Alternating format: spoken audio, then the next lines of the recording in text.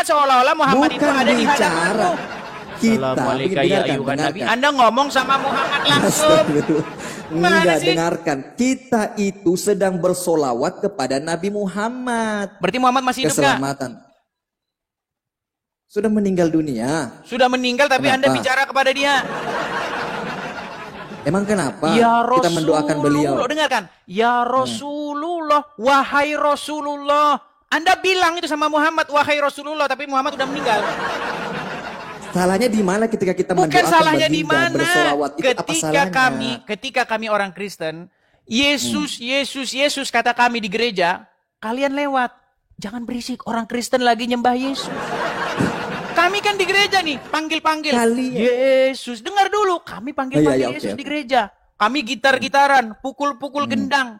Menari-nari, kami memanggil Yesus. Sementara kalian memukul gendang, menari-nari, memanggil-manggil Muhammad. Bukankah seperti itu yang kalian lakukan di tengah jalan, gelar tikar? Ya kan, pukul-pukul rebana, lalu bilang, Ya Rasulullah. Itu bersyair, bedakan saudara. Kalian juga nyembah Muhammad. Tidak saudara. Tidak saudara. Bedanya begini. Kalau kami orang Kristen panggil-panggil Yesus, namanya lagi ibadah. Lagi nyembah Yesus. Sementara orang Islam panggil-panggil Muhammad, namanya bukan nyembah Muhammad, standar janda. Dengarkan saya saudara ya. Saudara tidak berani mendengarkan penjelasan dari saya. Gimana? Terjadi intention yang berbeda. Saudara tidak berani mendengarkan penjelasan saya. Silakan. Ketika Nabi Muhammad, ketika umat Islam mengatakan Assalamualaikum ya Rasulullah, Allahumma sholli ala Sayyidina Muhammad, Allahumma sholli ala Muhammad. Itu dalam rangka mendoakan Muhammad, bukan meminta sesuatu kepada Muhammad. Bedakan saudara. Kalau orang Kristen melakukan Yesus, darah Yesus, Bapa di surga, berikan berarti kami ini itu meminta saudara, bedakan. Oh jelas, kalau meminta kepada Yesus itu jelas karena Yesus memiliki kuasa, ya kan? Orang buta datang kepadanya, aku mau supaya aku melihat. Lalu Yesus mencelikkan mata orang buta itu.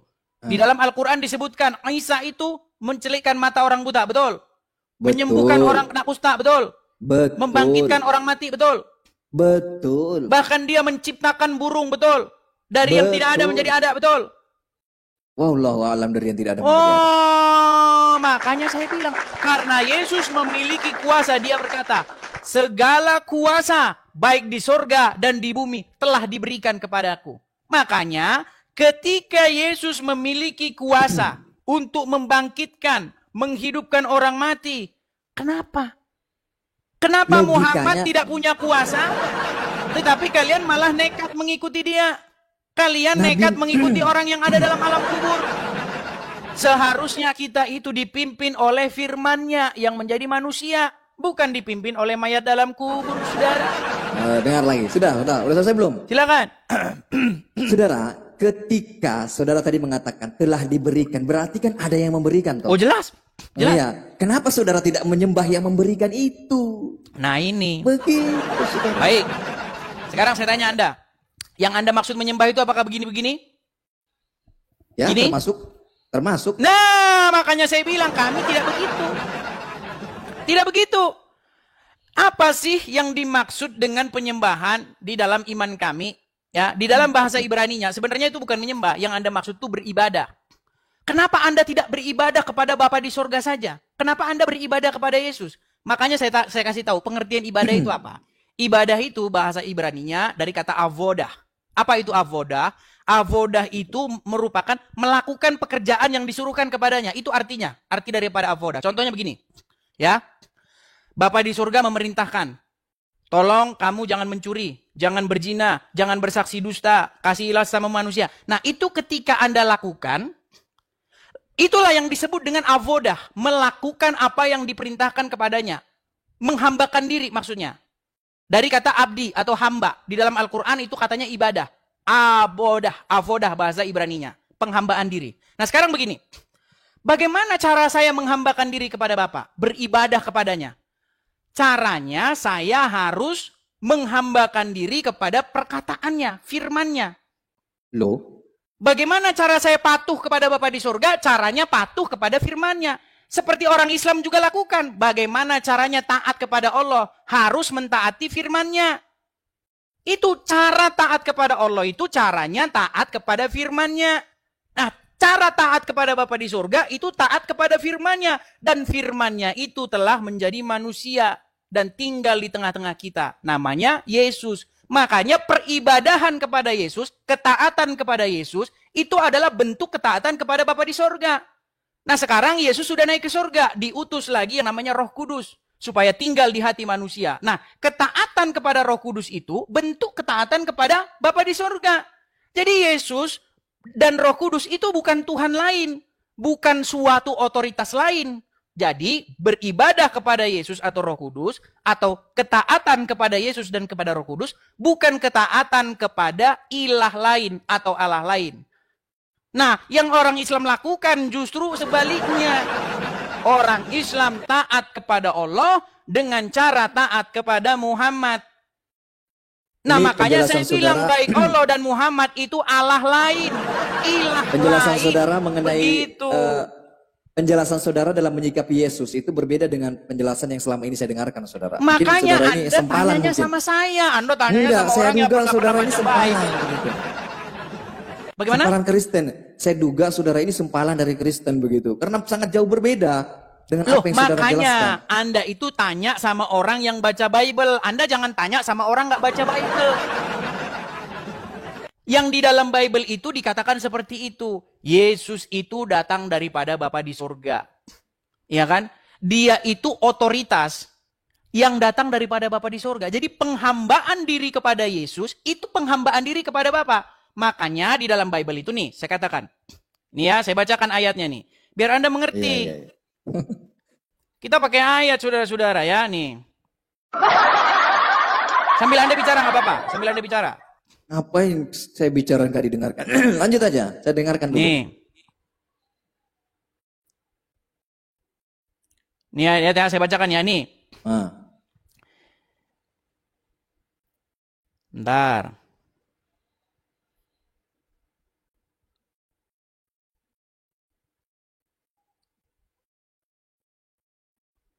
Misalnya di dalam nih ya, Filipi 2 ayat yang ke-11. Nih, saya bacakan dari sebelum ayat yang ke-11 ya. Misalnya di ayat yang ke nih 10 nih. Supaya dalam nama Yesus bertekuk lutut segala yang ada di langit dan yang ada di bumi dan yang ada di bawah bumi. Dan segala lidah mengaku Yesus Kristus adalah Tuhan bagi kemuliaan Allah Bapa. Jadi ketika semua menaklukkan diri kepada Yesus, itu adalah bentuk penaklukan diri kepada Bapa di surga. Makanya ketika semua orang mentaati firman Allah, artinya semua orang itu sedang mentaati Allah. Karena firmannya Allah itu adalah pengejawantahan daripada Allah itu. Makanya ketika Anda baca Al-Quran, Anda itu seolah-olah sedang membaca apa yang disuruh-suruhkan Allah. Ya kan? Ketika orang muslim taat kepada firman Allah, bukankah itu sama dengan taat kepada Allah? Jadi ketika kami taat kepada firman yang datang sebagai manusia, sebenarnya kami telah taat kepada Bapa di surga. Jadi bukan ilah lain, jadi bukan Tuhan lain, tetapi Tuhan atau ilah atau otoritas yang datang daripada Bapa di surga. Kalau Anda nggak ngerti lagi, Anda terlalu. Saya berusaha untuk... Silakan. Oke, saya bicara ya. Silakan. Terima kasih. Jadi ketika saudara tadi menyimpulkan bahwa umat Kristen menyembah Yesus Kristus karena begini dan begitu dan merujuk terhadap kitab yang saudara baca tadi. Pertanyaan saya, mengapa nabi-nabi terdahulu tidak ada yang melakukan sebagaimana yang dilakukan oleh orang Kristen sekarang? Baik, Yaitu terima kasih. Menyembah, Mantap. dengarkan dulu, belum selesai saudara. Yaitu menyembah sosok dalam wujud manusia. Padahal di dalam perjanjian lama dikatakan bahwa Tuhan itu bukan manusia. Baik, saya jawab ya. Saya jawab. Ya. Saya jawab. Nah, jadi apa bedanya Yesus dengan nabi-nabi lain? Apa bedanya Yesus dengan Musa, Yesaya, dan lain sebagainya? Dengarkan. Saya bacakan ayatnya lagi. Oh, ada. Kalau kita pakai ayatnya terus nih. Ya. Sabar ya teman-teman ya.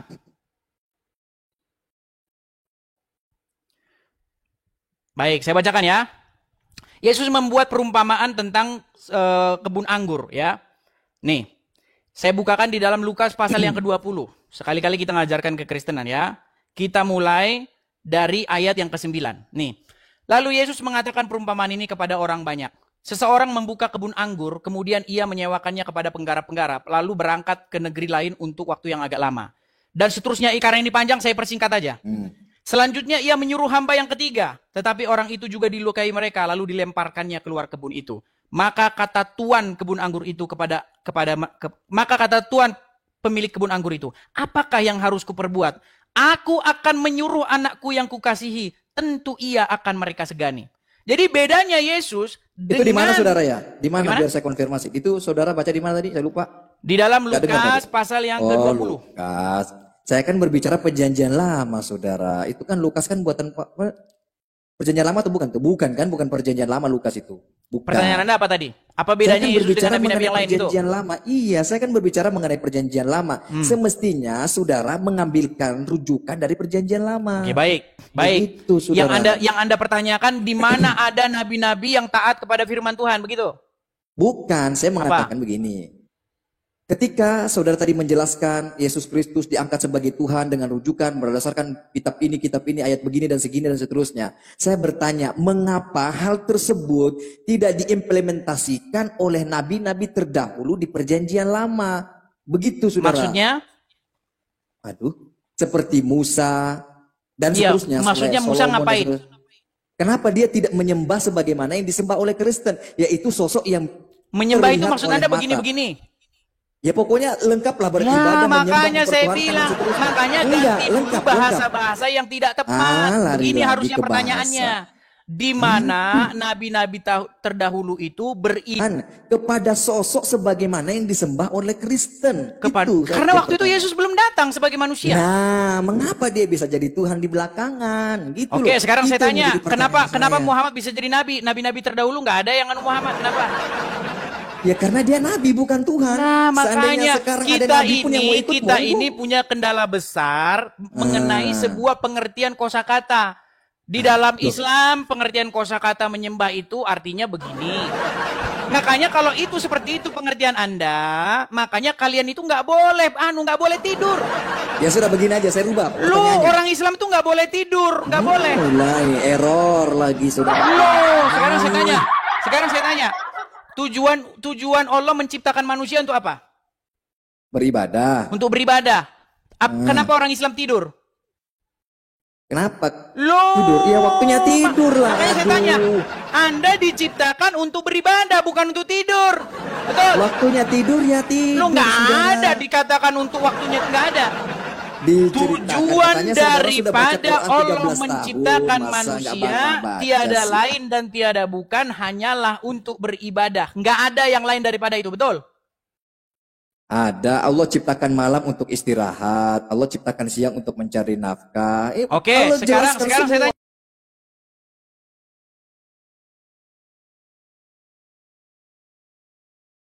Ya, berarti bertentang untuk apa? Untuk ibadah. Untuk ibadah. Ibadah itu ngapain? Bukan kayak gini. Mengikut. Enggak juga sih banyak. Enggak boleh. Ibadah itu gini. Saya ngikutin Anda sekarang. Enggak, ibadah harus begini. Kok gitu? Waduh, memang begitu. Tadi saya sudah jelaskan panjang lebar. Apa itu ibadah? Ibadah itu kata dasarnya dari kata abdu. Hamba. Abdi. Penghambaan diri. Jadi ibadah itu artinya penghambaan diri, bukan begini-begini. Itu kalian yang ngarang sendiri, gini-gini. Nah, nggak ada dalam Al-Quran ibadah itu begini-begini, nggak ada. Terus jawaban dari pertanyaan apa relevansi jawaban dari pertanyaan saya? Memahami kata ibadah itu artinya pergi ke masjid. Kalau nggak pergi ke masjid namanya bukan ibadah, saudara. Makanya jangan kamu gunakan pemahaman orang-orang awam lalu dimasukkan ke dalam kitab, nggak boleh. Makanya ibadah itu maknanya apa dulu? Nggak boleh Anda persempit ibadah itu artinya pergi ke masjid atau begini-begini tangannya, begini-begini nggak boleh. Ibadah itu penghambaan diri. Nah sekarang masalah muslim itu kan gini. Kenapa Anda tidak beribadah kepada Bapa di surga saja? Kenapa Anda beribadah kepada Yesus juga? Kenapa Anda beribadah kepada Roh Kudus? Karena ibadah di kepalamu itu nggak beres. Maksudnya ibadah itu apa dulu?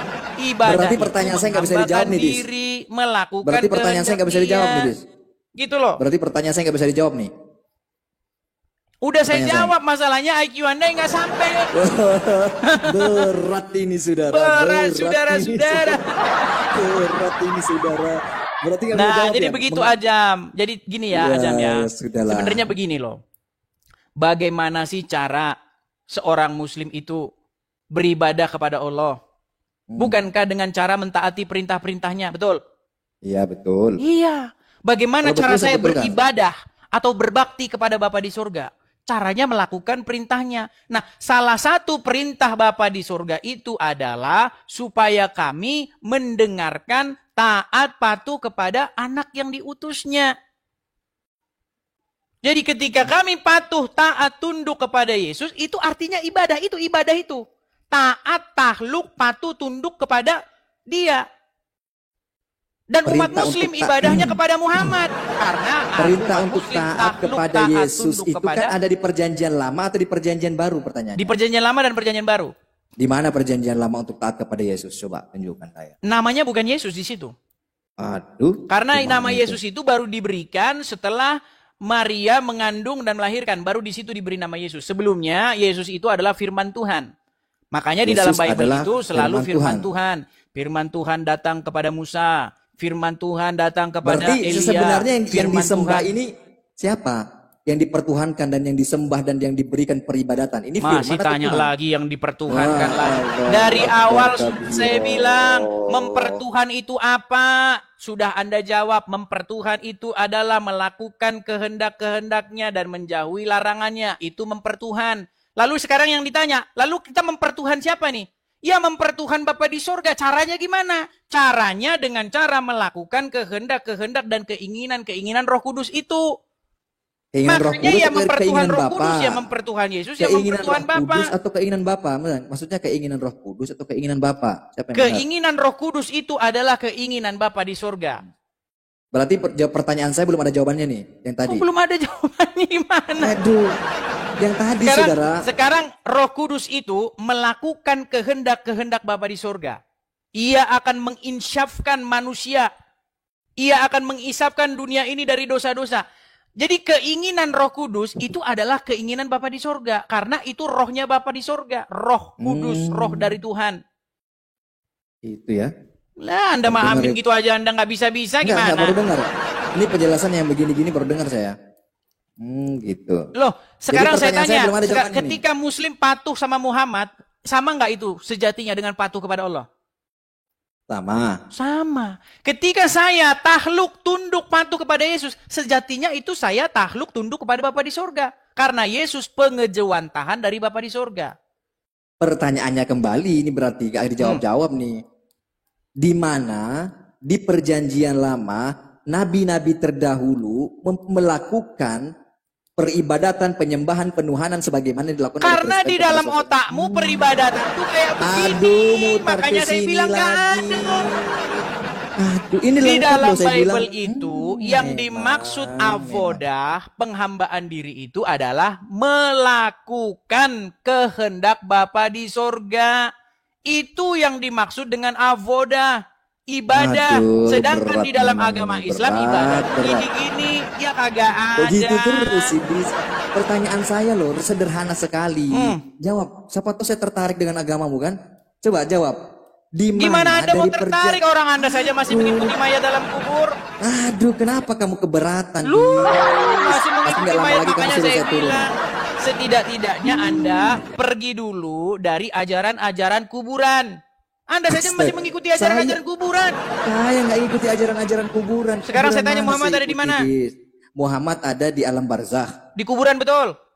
Jasadnya di kuburan. Oke, di kuburan, dan Anda jadikan orang yang dikubur itu pemimpinmu. Kalau misalnya nih, belat-belit ini. dengar berat Siap, ini Anda memang, jadikan ya. tidak orang yang dalam kubur itu pemimpinmu.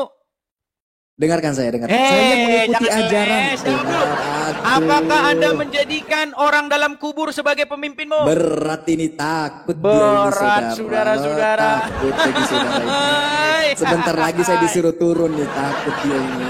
Sebentar lagi saya Terakhir, disuruh- sebelum kita kasih kesempatan kepada teman-teman yang lain. Apa Terima saya kasih yang bilang, kasih ya, gift-nya. ya. Terima kasih teman-teman yang Oke kasih lah. support. Saya izin turun lah kalau gitu Terakhir, ya. Saya menjelaskan terakhir. baru saya Jangan turun. lari. Terakhir. Jangan lari. Terakhir. Jangan lari. Saya menjelaskan baru turun. Jangan lari dulu. Apakah Muhammad Berat pemimpinmu? ini, saudara. Muhammad itu adalah sayyidi saya, pimpinan saya, Muhammad itu pemimpinmu atau tidak? junjungan saya, Pemimpinmu pimpinan atau saya, tidak? junjungan saya Muhammad itu. Pemimpinmu? Junjungan saya di atas pemimpin, junjungan saya. Oke, di atas pemimpin. Apakah dia sudah mati? Junjungan. Beliau jasadnya sudah wafat. Oke, Ruhnya berarti berada kamu di alam menjadikan barzakh. orang mati sebagai pemimpin. Hah? Bagaimana? Kurang jelas. Udah sekolah. Aduh, orang takut seperti Anda. Udah tidur. Kita itu menggunakan bahasa yang sangat sederhana. Kami orang Kristen, kami tidak mau dipimpin oleh mayat dalam kubur. Kami mau dipimpin oleh Tuhan dengan cara apa? Dengan cara Roh Kudusnya tinggal di hati kami. Ketika Roh Kudus tinggal di hati kami mengikuti kemauan Dia. Kami menjadikan Roh Kudus itu sebagai Tuhan di dalam hati kami.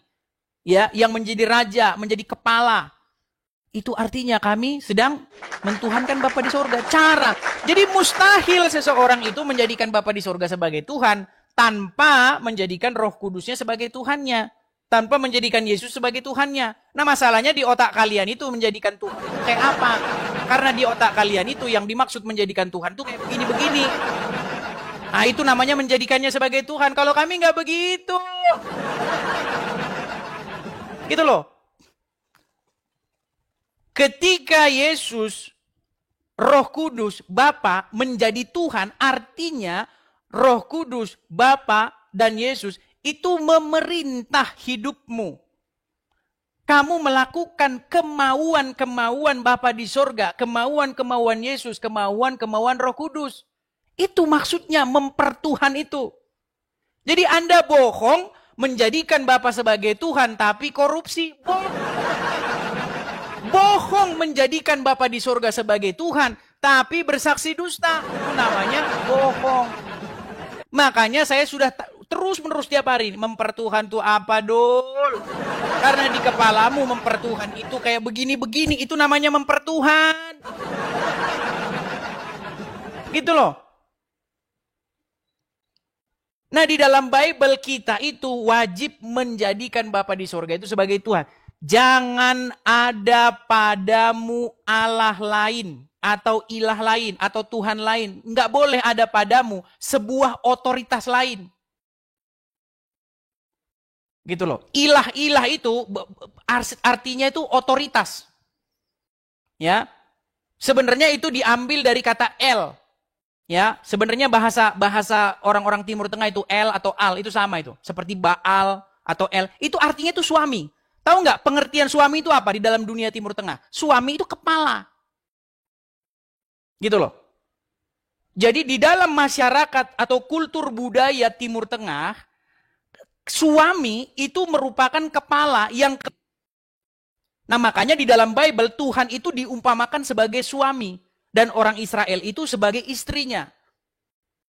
Makanya orang Israel ini digambarkan sebagai seorang istri, sebagai perempuan yang dia itu tidak setia kepada suaminya. Nah, di dalam Bible sudah dipertegas lagi itu. Bahwa Yesus itu sebagai mempelai laki-laki dan gereja atau jemaat itu sebagai mempelai perempuan. Itu maksudnya. Ketika Anda memahami Bible itu Anda tahu, oh kepala kita, ya suami kita ini ibaratkan sebuah pengantin laki perempuan, kepala kita atau suami kita itu adalah Yesus seperti itu. Yang kepadanya kita harus menaklukkan diri kita supaya kita menjadi milik kepunyaannya. Begitu. Itu maksudnya. Gitu loh. Mempertuhan aja Anda nggak pernah tahu apa. Mempertuhan itu artinya begini bang. Itu maksudnya mempertuhan sholat Saya bukakan Quran surat Al-Jatsiyah nomor 23. Tentang orang-orang yang mempertuhankan hawa nafsu. Berarti mempertuhankan hawa nafsu berarti gini-gini. Oh hawa nafsu gitu-gitu. Ya kagak. Mempertuhan hawa nafsu artinya Anda menaklukkan diri Anda kepada hawa nafsu itu. Sehingga Anda dimiliki oleh hawa nafsu itu. Anda dikuasai, dikendalikan oleh hawa nafsu itu. Itu maksudnya mempertuhan. Jadi ketika saya mempertuhan Yesus, saya mempertuhan Roh Kudus, itu sebenarnya saya mempertuhan Bapa di sorga. Gitu loh.